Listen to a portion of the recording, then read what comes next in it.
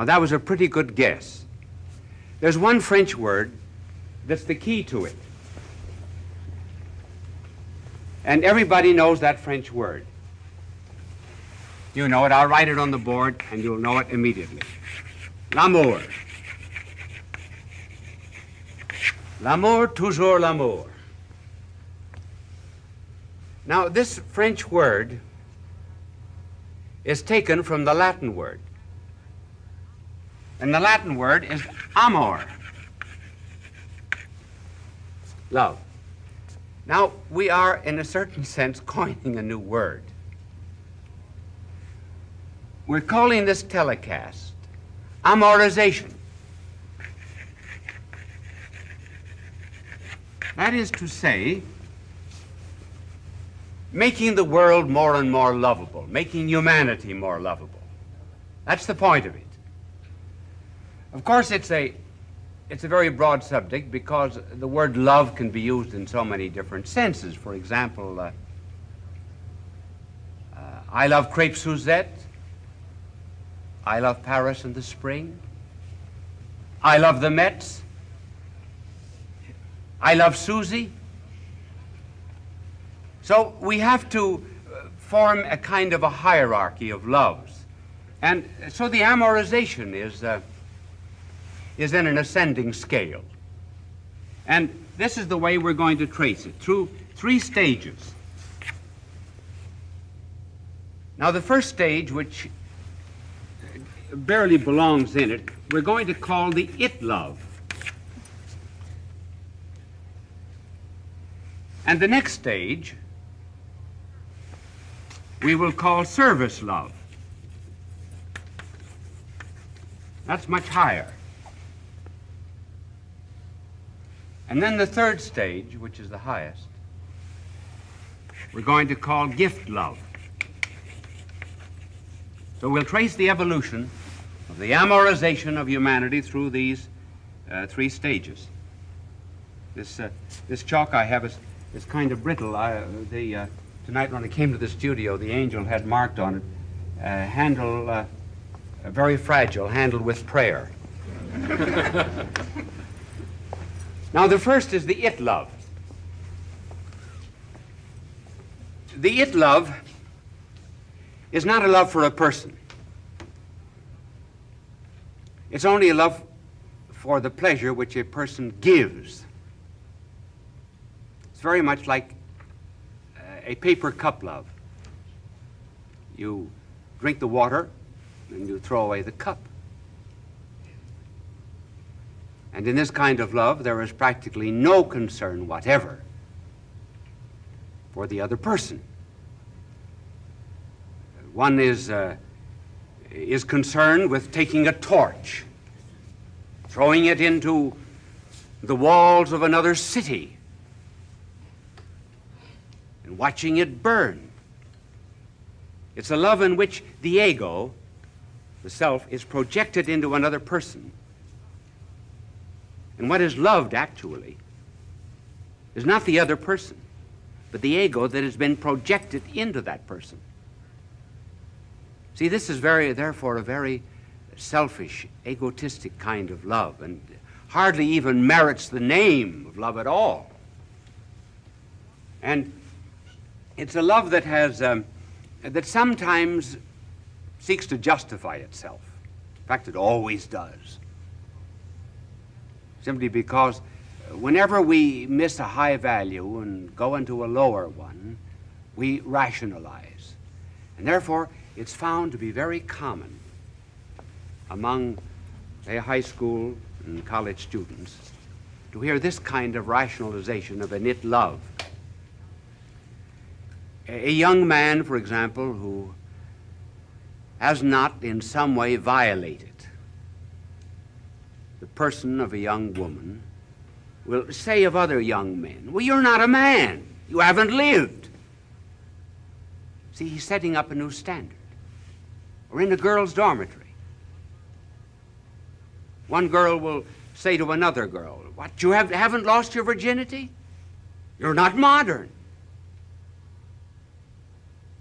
This is the rationalization. It is almost reaching a point that Nietzsche spoke about when he said, you go on doing wrong until you subvert all values. And then you can say, evil be thou my good, and good be thou my evil.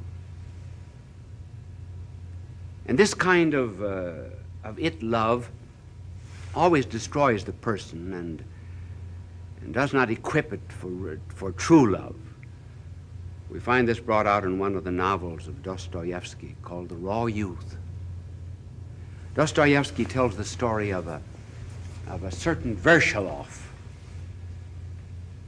who was in love with two women. One, Sonia,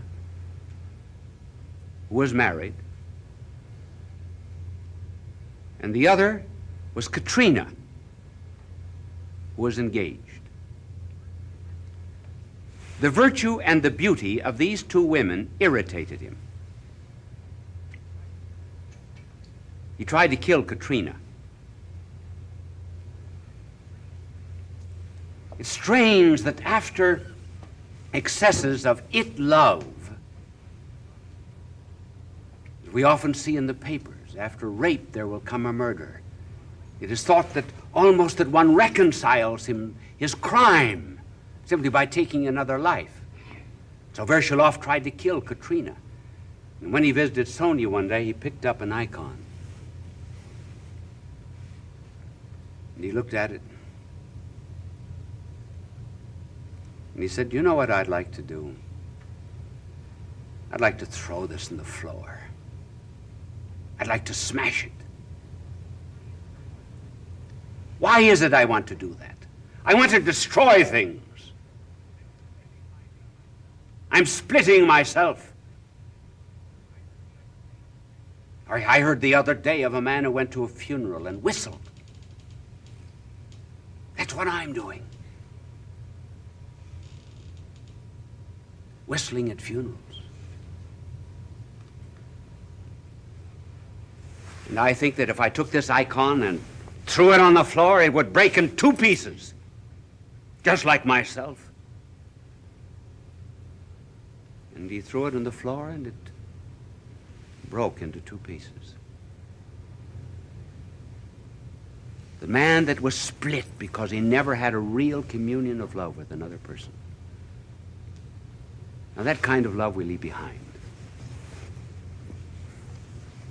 And we come to another love, which is service love. Now, this is in marriage, but we're not going to talk about marriage, except just a few words. In all marriage and in all true love, there is such a respect for the person that the beloved is always on the pedestal and the lover is always on his knees. That's why the real prayer of love is, I am not worthy. Domine non sum dignus. And where this kind of love exists, it continues to be even when there is no reciprocity of love. It's like drinking water now out of a very precious glass, even when there's no water in the glass. The glass has value. The person has value, even though it doesn't return it. But we're concerned with the amorization of humanity. And so in this service love, there is a going out to other people just simply because they are other people. One desires to serve them. I suppose the best description of this kind of love was what was found at a dinner. It was called a Last Supper. And the host rose from the table, took off an outer robe, girded himself with a towel, then got down on his knees and wiped the feet and washed the feet of 12 men.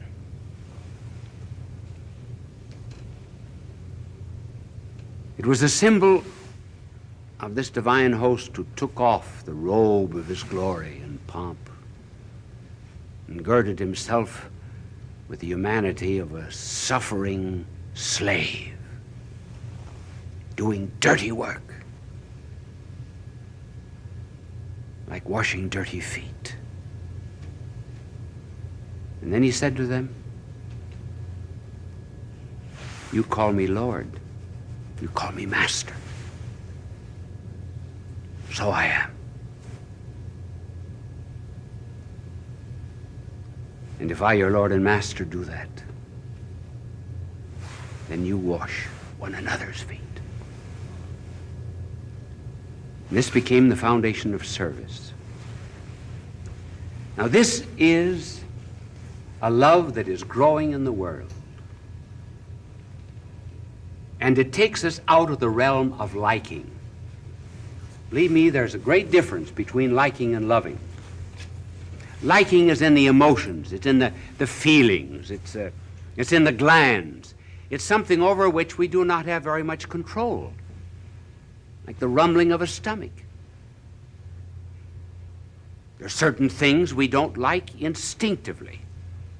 I told you already what I don't like in the way of food. I'll not repeat it now because I just make the announcement once a year. And then there are certain people that we do not like instinctively. But I say because liking is in the emotions, we cannot very well control it. But love, that's in the will. That is subject to our command. That is why the golden rule is not like your neighbor, but love your neighbor. That we have control over. A little boy is told by his mother to eat spinach. He doesn't like spinach. I know one mother who said to her little boy, "I know 1 million boys in the United States that would love that spinach." He said, "Name 3. Now, we may point out all of the defects of our civilization. And we read about the failures of our society because remember that the press always carries the breaking of the commandments, not the keeping of the commandments. So we get the bad side. But there is a tremendous amoralization of humanity going on at the present time.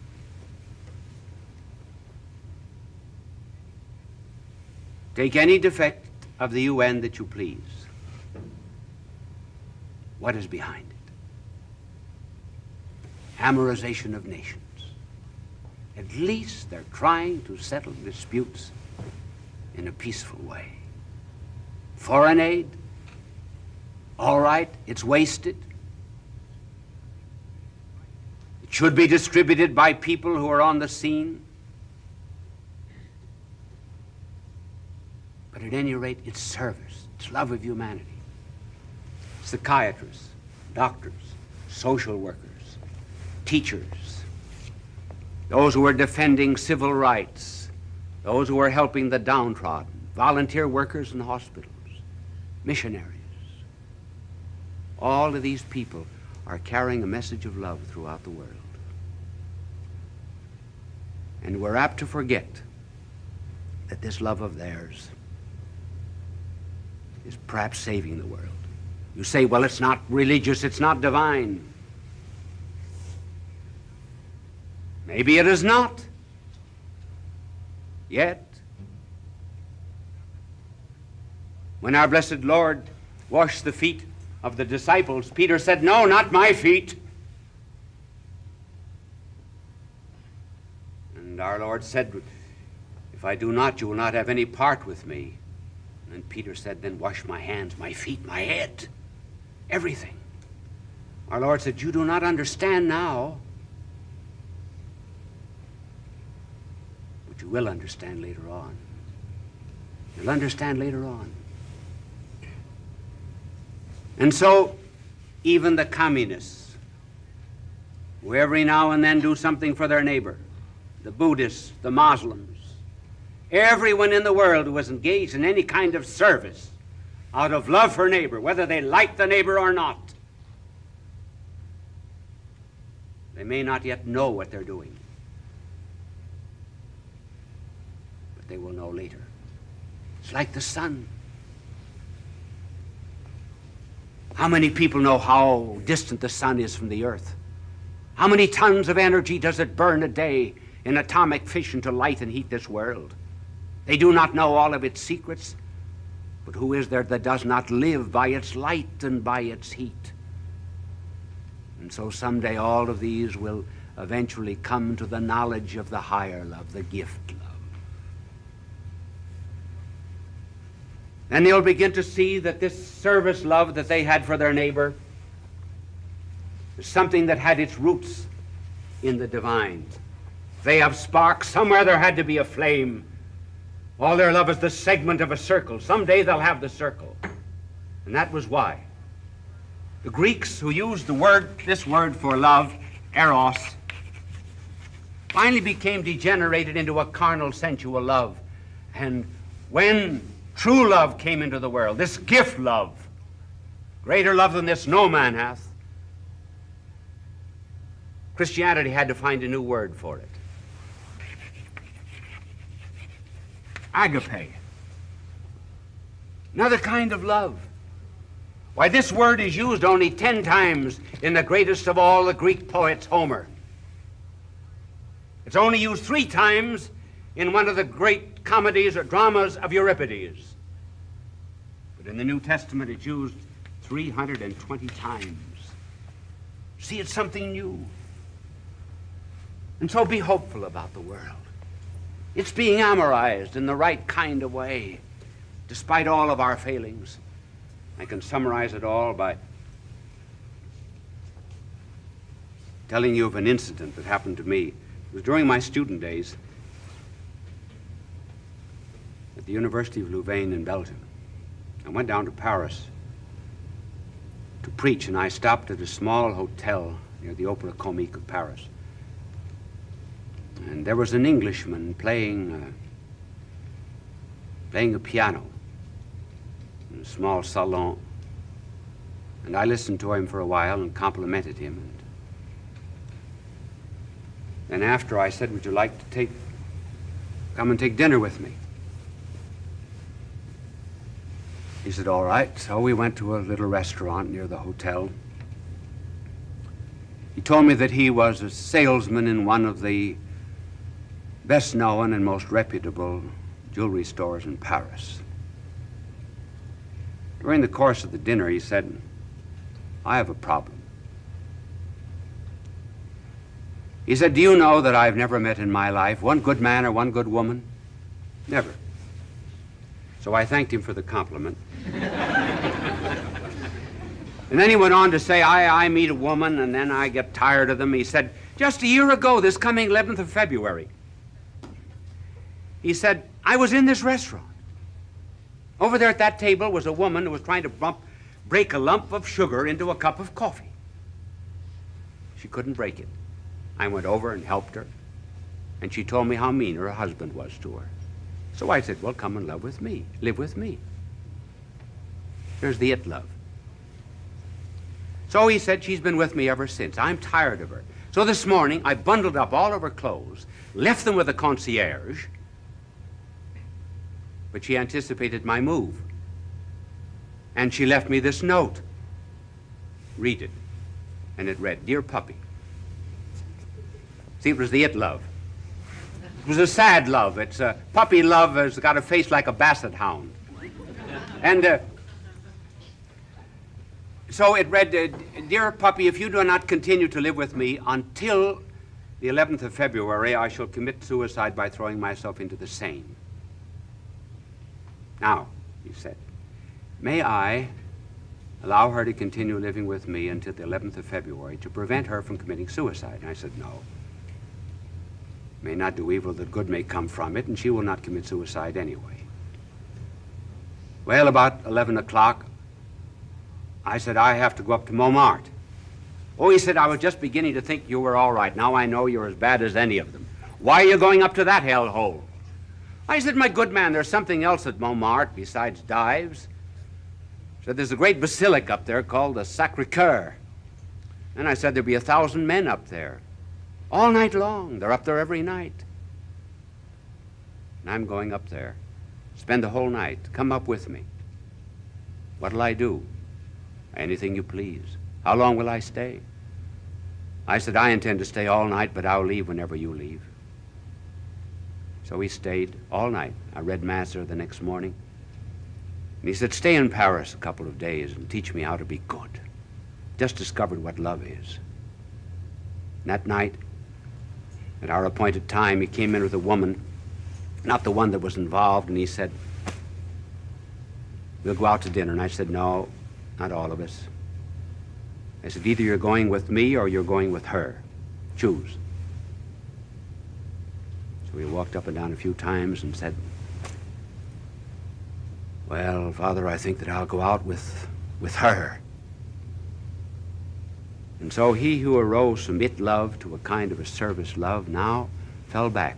But 2 years later, I went to visit Abbé Pierre, the man who takes care of all of the rag pickers of Paris. And as the truck drove up, who was on it but my good friend? And he said, I'm working here now for Abbé Pierre. He said, I have decided to go out with Agape.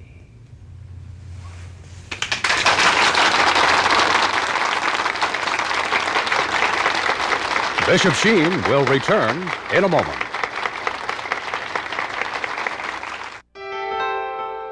Fulton J.Sheen is indeed a man for all seasons. He walked a paced beat, allowing us to glimpse his nature and ponder its worth and to enjoy its presence. Bishop Sheen authored over 90 books. He broadcast countless radio and television programs and ministered in many parts of the world to people of every belief. As he said many times, it is not a unity of religion we plead for, but a unity of religious people. We may not be able to meet in the same pew, but we can meet on our knees. There are two kinds of knowledge about things. In order to love human things, we first have to know them.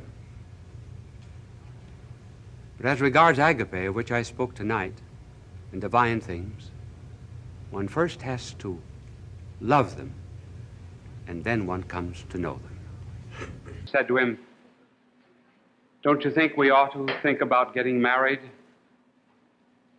And he said, at our age, who'd be having either of us?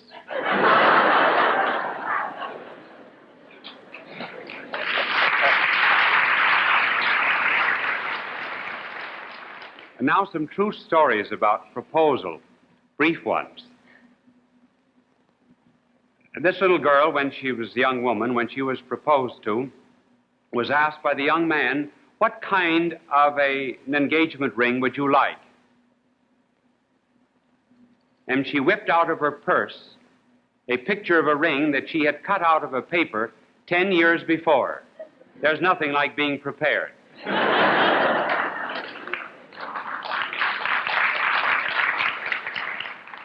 And then this other young lady had been waiting for a year or two for a proposal, and she was absolutely sure that on Christmas Eve he would bring a ring and propose. So she was watching him very carefully as he came in, and he had a great big box, a fine box of chocolates, which he gave her. Well, she was so mad.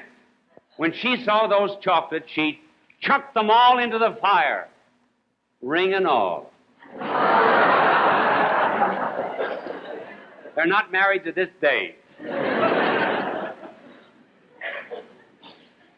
There are various ways of making a proposal, and the way one proposes depends upon how one loves, and there are three ways of loving. The Christian way, the romantic way, and the scientific way.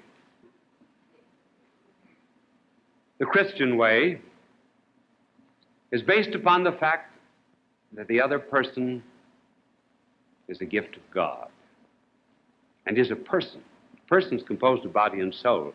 The body is the source of allurement, the soul is the source of content and consent, and both of them go to make up that which is most precious in this world, namely personality. And in the face of a blessing, such as the other person, one feels a sense of unworthiness. And that is one of the reasons why, in proposing, one regards the other person as a gift, and the other person regards the one proposing as a gift, and both think of themselves as gifts of God that are under some expression of the will of God in a relationship one to the other. And because of that humility, that is why a proposal of that kind is often made on the knees.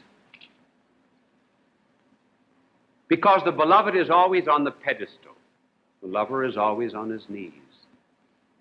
He does not deserve that blessing. Every communion has that sense of unworthiness, even though it be the soul with the divine master, or person with person. The cry is, "Oh Lord, I am not worthy." And in the engagement, man is willing to surrender his freedom out of love. Of course, the girl may say when he proposes, "Now listen, you say you love me. You say that you love me above every other girl in the world. Do you realize that there are 683,412 eligible young women in this city? Have you tried all of them before you came to me? How do I know that you love me more than you love them?" Well, if he's a good metaphysician, which he probably isn't, but if he is, he will say, listen, every act of love is not only an affirmation. Every act of love is also a negation. And the mere fact that I choose you, I reject everyone else in all the world. And that is true of real love. Now, of course, when a man makes the proposal and becomes engaged, he goes through all sorts of fantastic actions. Some have been very well described by Chesterton. When G.K. Chesterton became engaged to Frances Blogg on a bridge in St. James's Park, London, he felt it was necessary, after she had accepted him, to go home and tell Frances Blogg's mother that he had proposed. And Gilbert Chesterton was very nervous. Didn't know exactly how to tell the mother, and the mother perceived that Gilbert was very nervous. She had just finished papering the house. And so she thought, well, maybe she could calm Chesterton a bit by saying, "Gilbert, what do you think of the wallpaper?" So Chesterton was at art school. He had a great big black crayon in his pocket. And he immediately stood up like a great knight, went to the wallpaper, and drew on the side of the wall a great portrait of Frances, his beloved. And when he proposed to her, he wrote something like this. It was a beautiful expression of a Christian engagement. "There are 4 lamps of thanksgiving always before me. The first is for my creation out of the same earth with such a woman as you. The second is that I have not, with all my faults, gone after strange women. You cannot think how a man's self-restraint is rewarded in this. The third is that I have tried to love everything alive, a dim preparation for loving you. And the fourth is, but no words can express that. Here ends my previous existence. Take it. It led me to you." Young men who are like to have copies of Chesterton's proposal may write to me.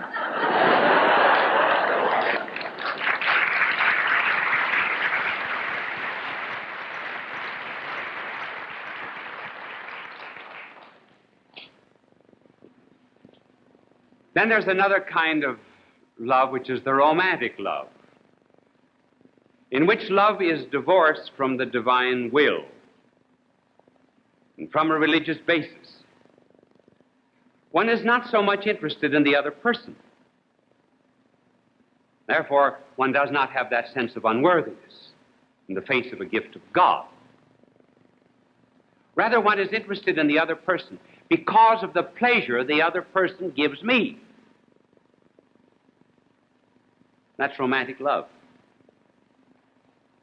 In other words, the ego, or the self, is projected into someone else.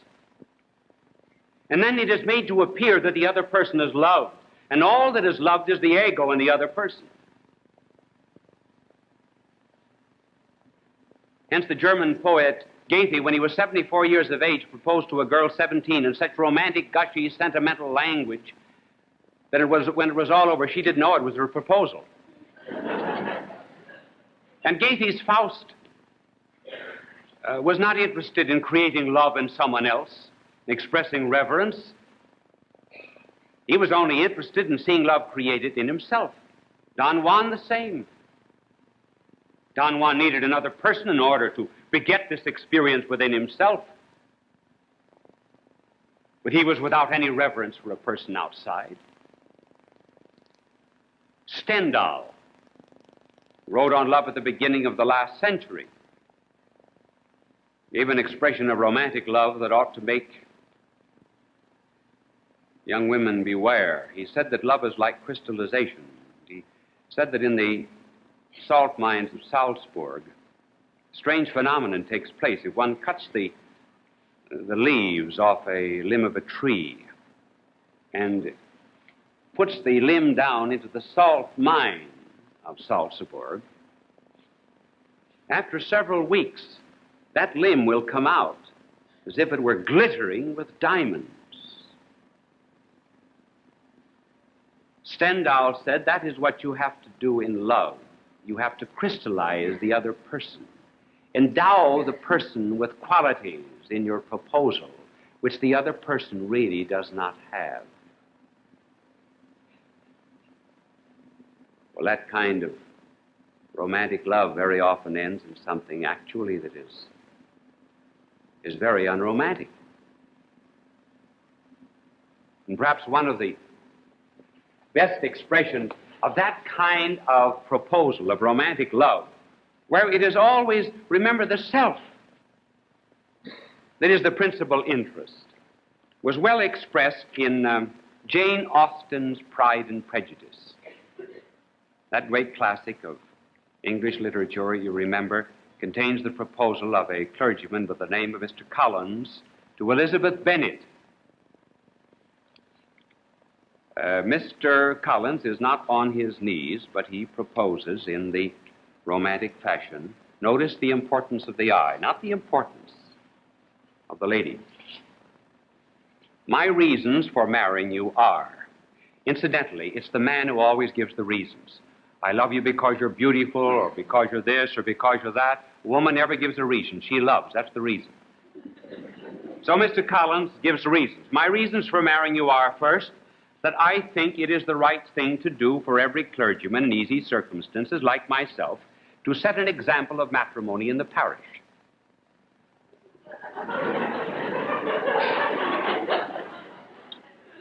And secondly, that I am convinced it will add very greatly to my happiness.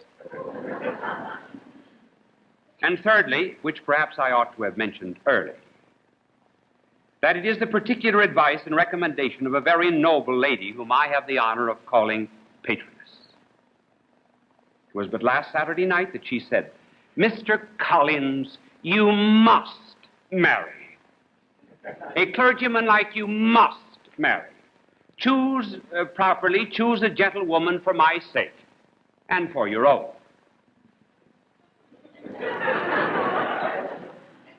It remains to be told why my views were directed to you instead of to my own neighborhood, where I assure you there are many available young women.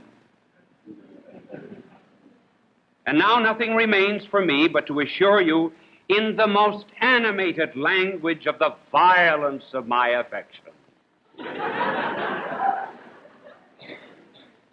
I'm sure nobody will want this proposal.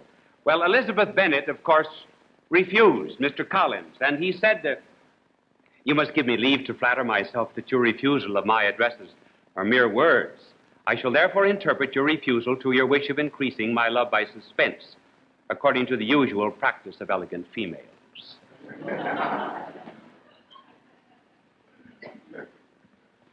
In the romantic, too, one might associate the utilitarian.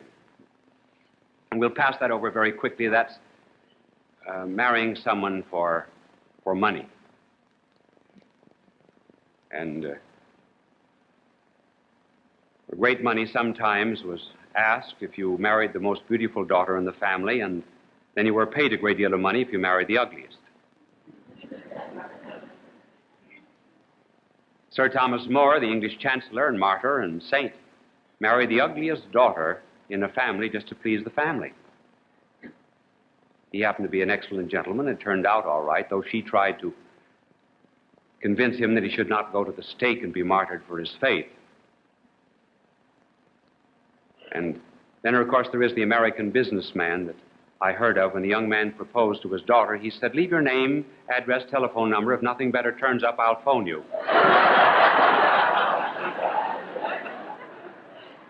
Well, the young man finally married her, and as they came out of the church, the father said to the groom, I want you to know, young man, that you're the second happiest man in the world. Well, that utilitarian love we can ignore because there's only one kind of love that can be bought. That's a puppy's.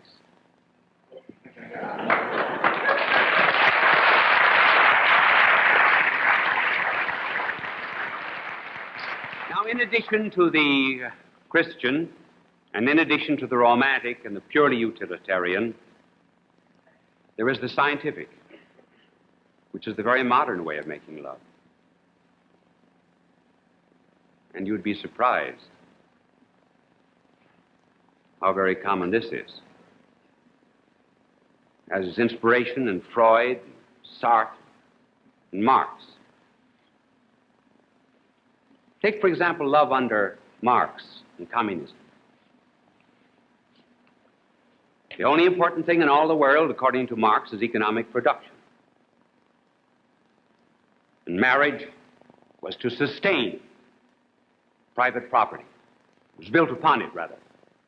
Private property goes, marriage is no longer needed. When communism began in Russia, though they found out socially and experimentally that this plan did not work, but when it began, the communist theory was drink the water, forget the glass. In other words, the person does not matter. The person now completely dissolves and fades away. The Christian person now is not always even the pleasure. And communism has insisted that party leaders in various countries should take the wives that Moscow dictates. And you would be surprised how often that happens.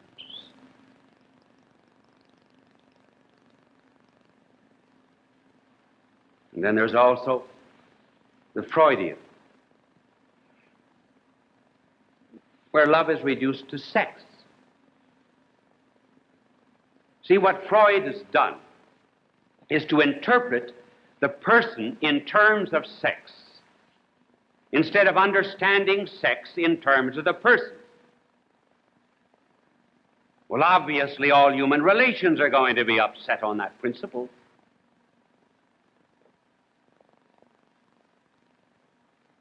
So that a proposal, Freudian character, might run something like this.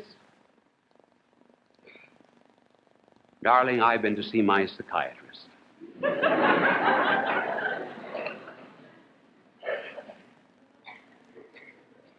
And I am sure that you have been to see yours.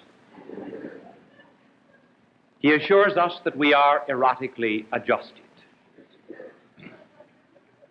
If, therefore, it will be possible for you to give a free expression to your id, so that all of your great primitive libidinous instincts are able to manifest themselves without being submerged or smothered by that terrible superego of religion, morality, myths, and taboos that society, convention, and divinity has given us, well, then I think that possibly we might be able to make a go of this thing for a couple of years. And then those, of course, who do not know Freud and all of the intricacies, but nevertheless live in a purely scientific atmosphere where love is analyzed scientifically and the person disappears.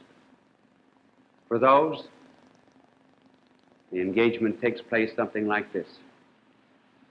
The man pulls a ring out of his pocket, maybe. He's in overalls, she's in slacks. How about it, babe?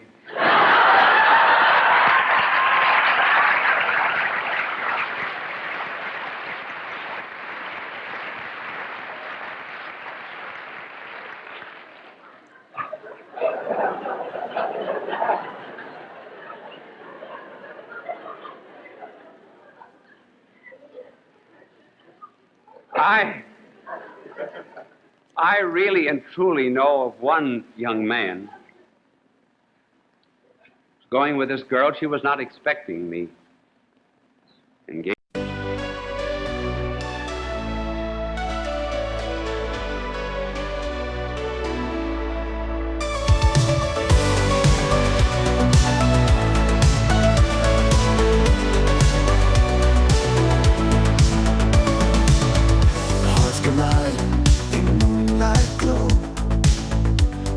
Whispers only we know.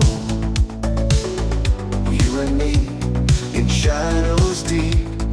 Promises our hearts will keep. Neon lights and city dreams. Dancing lights and silent screams. Holding tight, not letting go. In the night our love will show.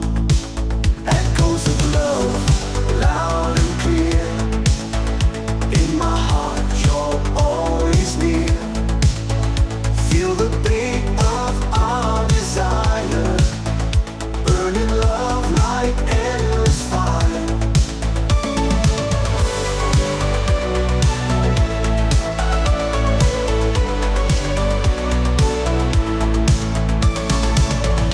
Waves crash under summer skies. Love reflected in your eyes. Holding hands, we chase the stars. Dreaming big no matter far. Oh, our hearts, they beat as one. In this night till dreams are done. Lost in love, our spirits soar. Keep me close forevermore. Echoes of love, loud and clear.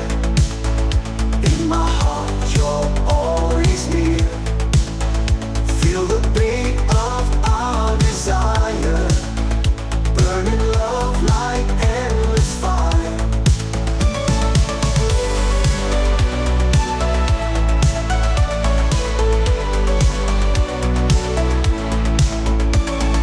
When dawn's light, we find our way.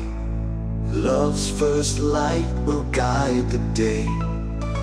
Through the night, we found our truth. In the dawn, our love's relentless youth. Echoes of love, loud and clear.